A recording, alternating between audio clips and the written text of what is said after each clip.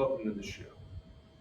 Alright, we're starting very basic here today with variables and expressions. So the first word you're going to see is variable. This is very important. You're going to see this forever. A variable is essentially a letter. It represents an unknown number, and usually you have to try to figure out what that variable does represent. So like if I had 4x, sure, just 4x, then the variable would be the x, right? That's your variable, it's your letter. It could be a symbol too, like they use Greek symbols sometimes. Now the constant is a value that does not change. So a constant would be something like the number 11, right? There's no variables in a constant. So a numerical expression only contains constants and or operations. So 11 is a numerical expression, or if you had something like dropping markers, if you had something like 11 plus 8 minus 7, that would be a numerical expression. The other one, algebraic expression, what color have I not used? Red.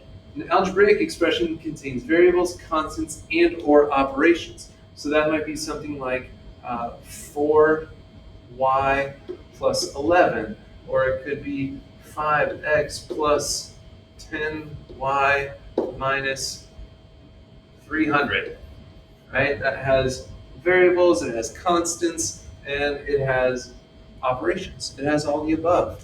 All right, so we're going to talk some keywords here.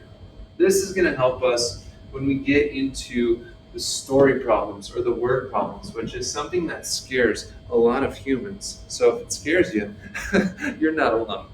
All right, let's check out some of these keywords. Times. Now this is something a lot of us are in the habit of saying times, and we know that means multiplication. So we're going to put times right there. Let's see. Sum. This is important. Sum is when you're doing addition. Sum. Less than. Oh my goodness. Less than goes with minus. But we're going to put a little star next to it. And I'll tell you why in a minute. Not yet. You're going to have to wait.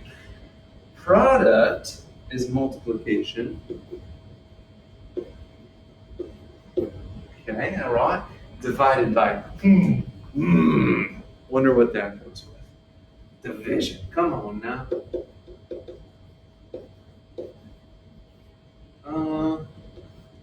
Increased by, we're going to put with addition. If I said like 3 increased by 1, that would be like 3 plus 1. You're not going to see that a lot.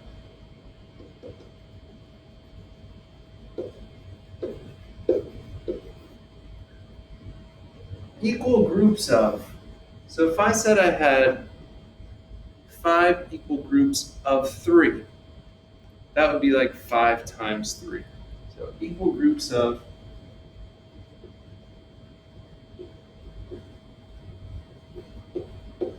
We're going to put with multiplication. Now, if we were solving an equation, it might say like we have 5 equal groups of some number, and we know that there are 30 marbles altogether. So, that would be a little tricky to set up. Difference goes with subtraction.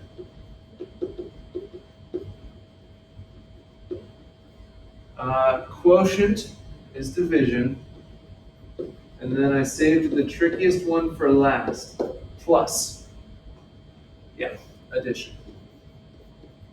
So I'm going to throw another one at you here, and it's going to have a star next to it.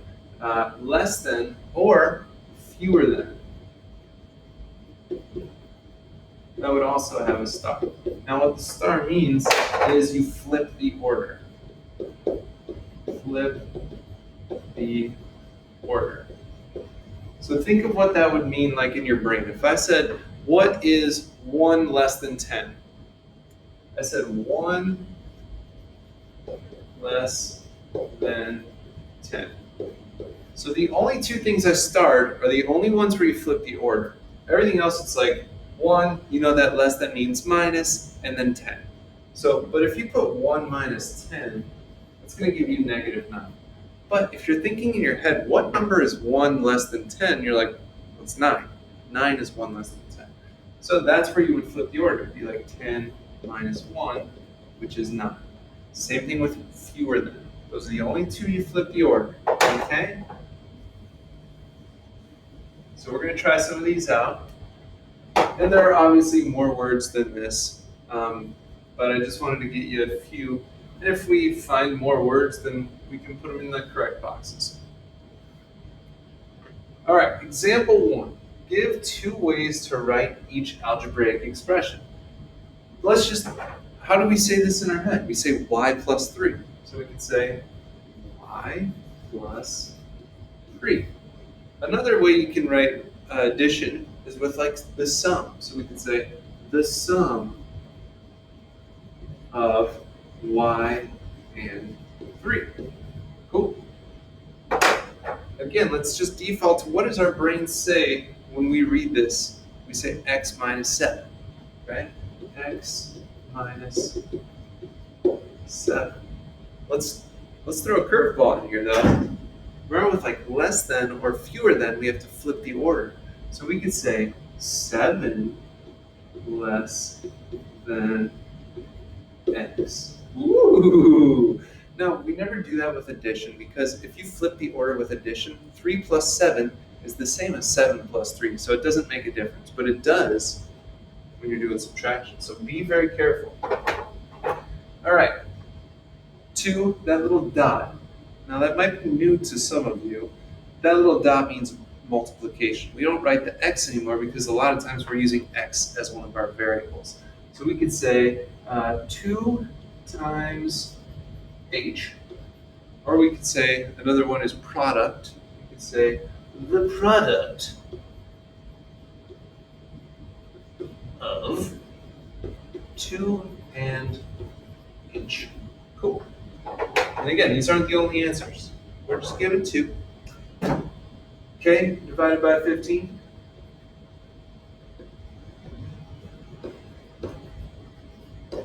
Let's use that quotient word. We'll say the quotient of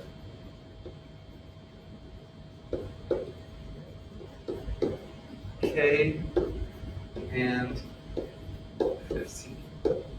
Sweet. All right, now I want you to try these 4. See if you can come up with 2 ways that you can write these. So pause it here because I'm going to go over them right now. And you got to actually challenge yourself. And then you can check and see if we have some stuff that overlaps. So pause and then try these out.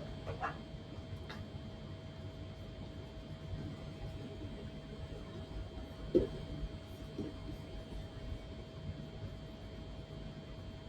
again, these aren't the only solutions.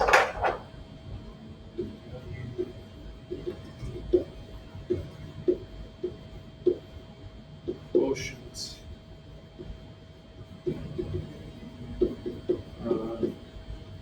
W6. All right, we've got the sum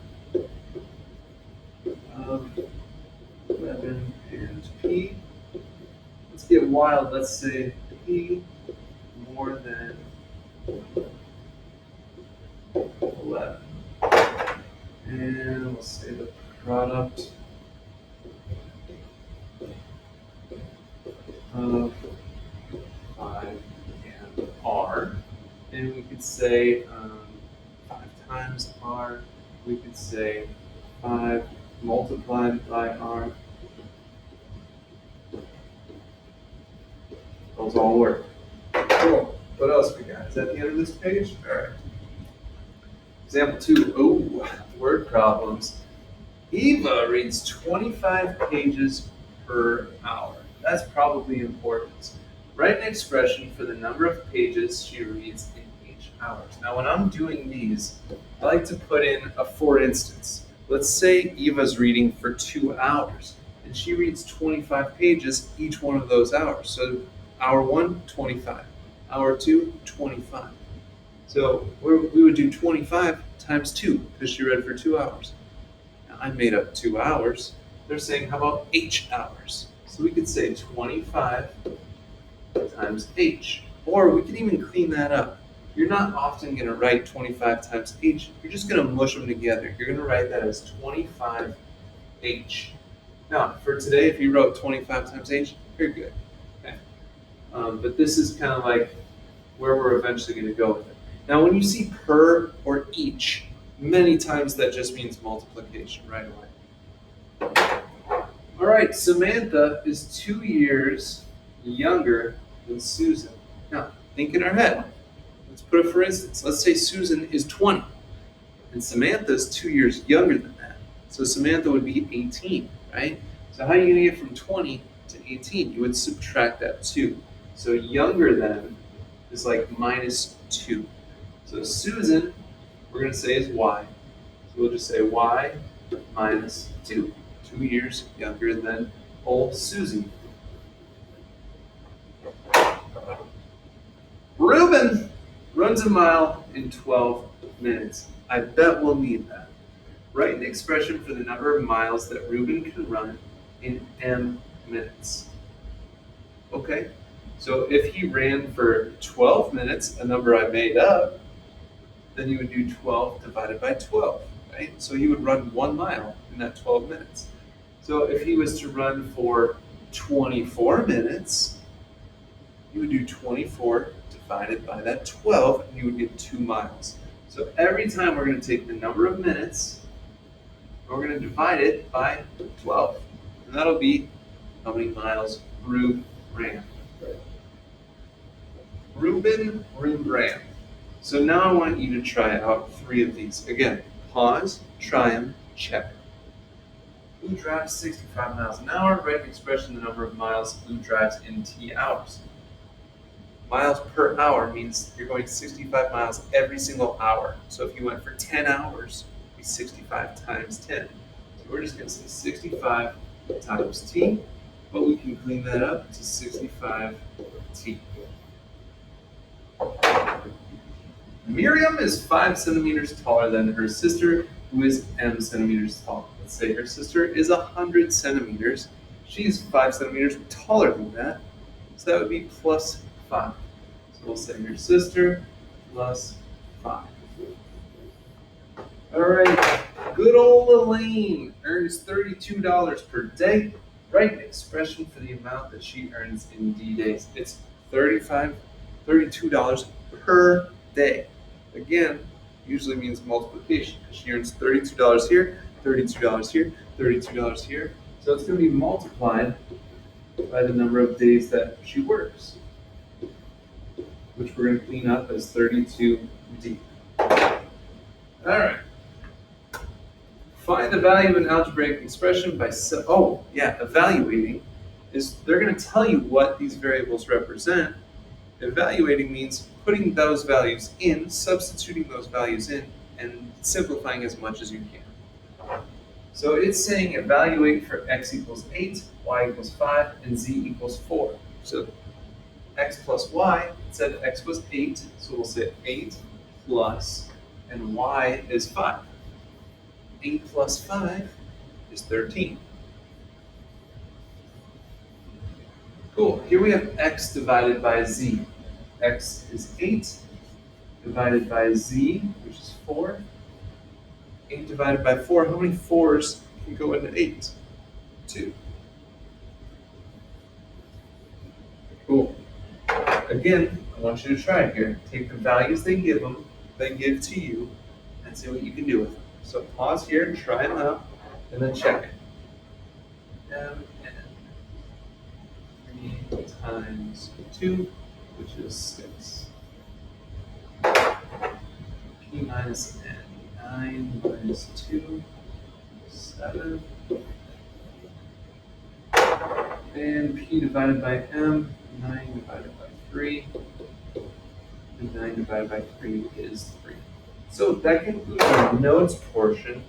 I'm going to go over some of these practice problems, if not all of them, just in case you want to go back and check any of your work here. So we can say n minus 5. We'd say 5 less than n. Okay. We have f divided by, or we can say the quotient of f and 3.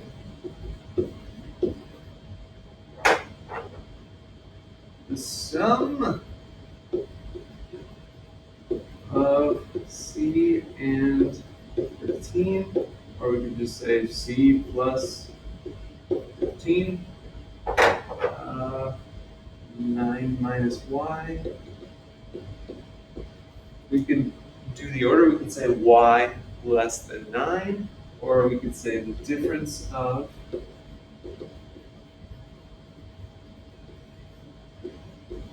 nine and Y. Great. George drives at 45 miles per hour. Again, that's going to be 45 miles every single hour. Usually this is going to be a multiplication situation. Write an expression for the number of miles he travels in H hours. If it was 10, you would do 45 times 10. So we're going to do 45 times H, which we can clean that up, push them together. And you really write that as 45H.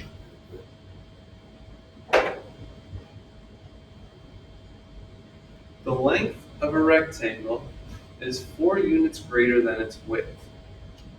Greater than, if I said his score was 3 greater than mine, I got 10. What did he get? I got 13, right? Because we added the 3. So we're going to say it's the width plus 4 units. Perfect. I can't believe it. It's a little gauche that I called my homework perfect there. Sorry about that.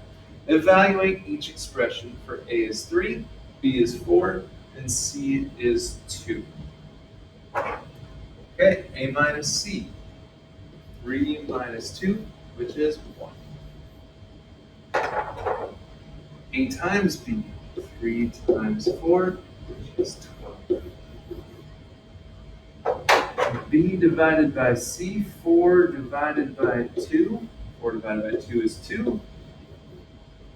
All right.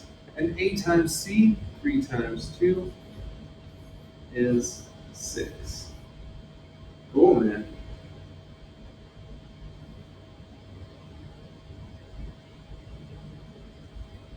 Brianna practices the piano 30 minutes each day.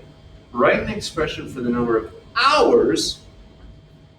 First they gave us minutes, now we're talking hours that she practices in D days. Now, 30 minutes, what is that of an hour? What do you usually say if someone's like, I'll meet you in 30 minutes? You don't say that, you say, I'll meet you in half an hour. So we're going to say 30 minutes is 1/2 of an hour times the number of days. So she's doing a half hour every day. So if she did that for 10 days, it'd be 1/2 times 10. So you could write times D, or we could mush that together. We could call it 1/2 D. That's probably the best way to write it. Another way you could write it is just the number of days divided by 2, right? So if she did 1 day, it'd be 1 divided by 2, 1/2.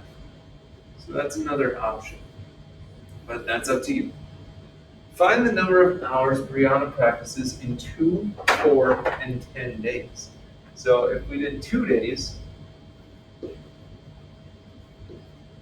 it would be 1/2 times 2. What's half of 2? Yes, 1 hour. Or if you're using that last formula we did, the number of days divided by 2, that'll be faster. So if we did that for 4 days, and we use that formula, 4 divided by 2 is 2 hours.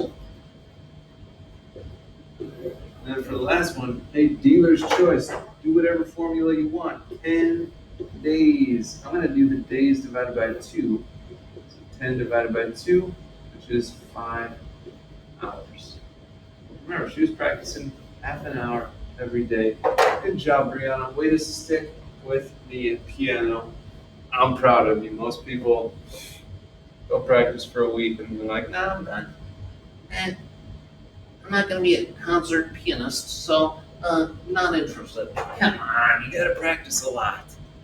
All right, complete each table and evaluate each expression for each value of x. So they gave us the value of x's here. So in the second column, it just says, well, take the x and add 12. So here, x is 1. 1 plus 12 would be 13. 2 plus 12 would be 14. 3 plus 12 is 15. 4 plus 12 is 16. Okay. Now this one we have to do 10 times x. So 1 times 10 is 10. 10 times 5 is 50. The nice thing about multiplying by 10 is you just put a 0 behind it. So 10 times 10 would be 100. 15 times 10 is 100. The only time you're not putting a 0 behind it is if you have a decimal, and that's just moving the decimal one place to the right. We'll get there when we get to decimals. All right, this is it, folks. This is it. X divided by 2. 12 divided by 2 is 6. When you divide by 2, you're taking half. So if that helps you, think of it like half. Half of 20 is 10. Half of 26 is 13. Half of 30 is 15. Hey, I hope you had fun, because I certainly did. We'll see you on the next one, if I know how.